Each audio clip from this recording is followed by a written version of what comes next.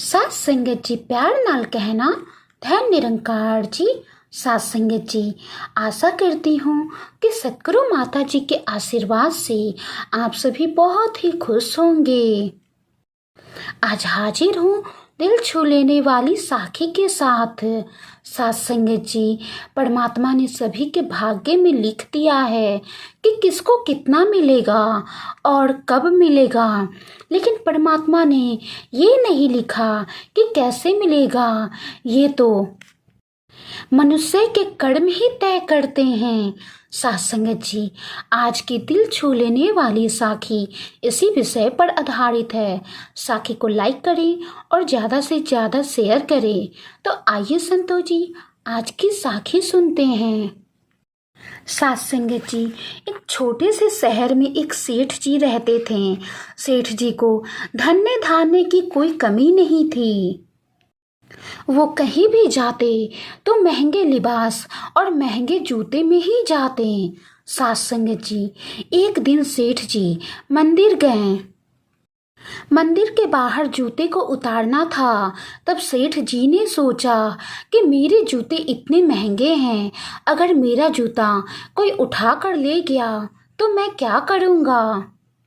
और नए भी जूते हैं, अगर मंदिर के बाहर उतार कर जाता हूँ तो कोई उठा ना ले जाए और अंदर पूजा में भी मेरा मन नहीं लगेगा, सारा ध्यान जूतों पर ही रहेगा।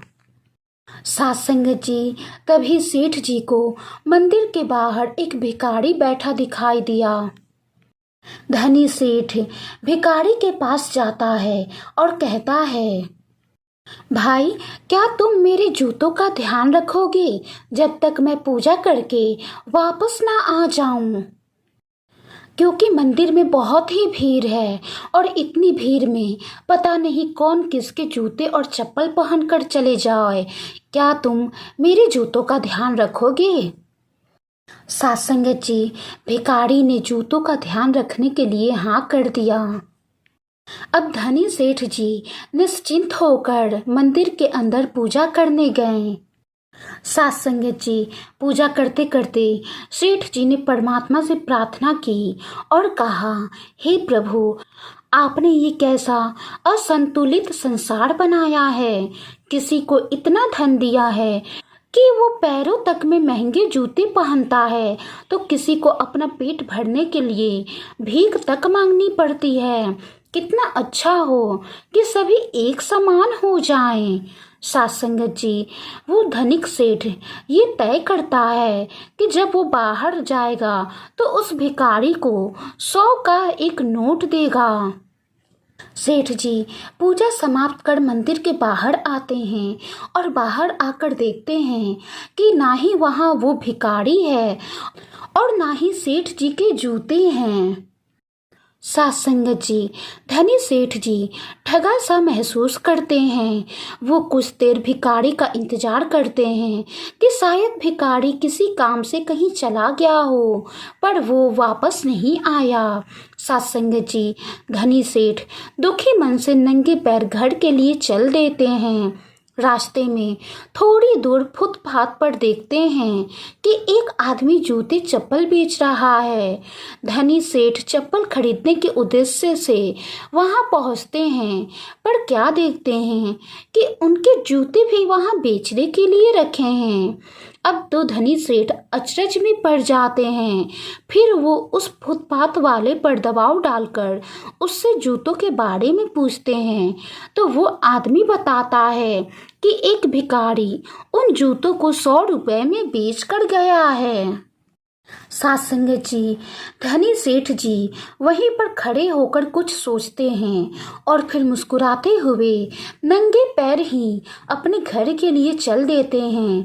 उस दिन धनी सेठ जी को उनके सवालों का जवाब भी मिल गया रहता है।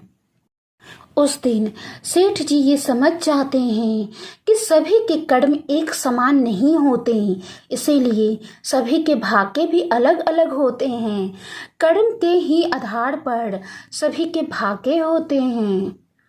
सात संगत जी, कहने का भाव है कि संसार में सभी के कर्म कभी एक समान नहीं हो सकते और जिस दिन ऐसा हो गया उस दिन संसार की सारी बुराइयां समाप्त हो जाएंगी और संसार स्वर्ग बन जाएगा। सात्संगत जी, ईश्वर ने हर एक मनुष्य के भाग में लिख दिया है कि किसको कब और कितना मिलेगा, पर ये नहीं लिखा है कि वो कैसे मिलेगा। ये हमारे कर्म तय करते हैं। जिस प्रकार भिखारी के लिए उस दिन तय था कि उसे 100 रुपये मिलेंगे, पर कैसे मिलेंगे ये उस भिखारी ने तय किया। हमारा कर्म ही हमारा भाग्य, यश अपयश, लाभ हानि, जय पराजय, दुख शोक लोक परलोक तय करते हैं। हम इसके लिए ईश्वर को दोषी नहीं ठहरा सकते। सात्संगत जी, अगर माता पिता को उनके बच्चों का भाग्य लिखने के लिए दिया जाए, अपने बच्चों के भाग्य में संसार की सारी खुशियां, सारे सुख समृद्धि लिख देंगे। माता पिता अपने बच्चों के भाग्य में कभी दुख के क्षण नहीं लिखते हैं। सात्संगत जी, तब हम कैसे सोच लेते हैं कि परमात्मा ने हमारा भाग्य इतना खराब क्यों लिखा है, परमात्मा ने हमारे साथ इतना बुरा क्यों किया है। सात्संगत जी, हमारा भाग्य परमात्मा नहीं लिखते, बल्कि हमारे कर्म ही हमारा भाग्य लिखते हैं। इसीलिए हर बार परमात्मा को दोषी ठहराना गलत है, क्योंकि परमात्मा अपने बच्चों के भाग्य में कभी बुरा नहीं लिखेंगे। वो तो अपने बच्चों के भाग्य में खुशियां ही लिखते हैं। और सात्संगत जी, कभी कभी ऐसा होता है कि हम उन खुशियों तक पहुंचने के लिए कुछ ऐसे रास्ते ढूंढ लेते हैं जिनके कारण हमें दुख का पात्र बनना पड़ता है और उसके बाद हम परमात्मा को कोसने लगते हैं कि परमात्मा ने हमारे साथ ऐसा क्यों किया, परमात्मा ने कैसा भाग्य लिख दिया। सात्संगत जी, कर्म के आधार पर ही भाग्य बनता है। हम जैसा कर्म करेंगे हमारा भाग्य भी वैसा ही बनेगा। सात्संगत जी, वाणी में कोई गलती हो गई हो तो बख्श लेना जी। आज की साखी कैसी लगी कमेंट बॉक्स में ज़रूर बताइएगा। साखी को लाइक करें और ज़्यादा से ज़्यादा शेयर करें।